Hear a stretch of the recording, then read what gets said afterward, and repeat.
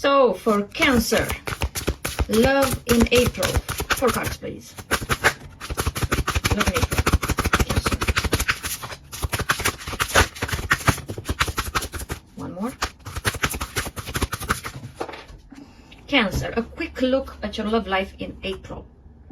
So you are working on new skills. You are focusing on your job, on your professional field.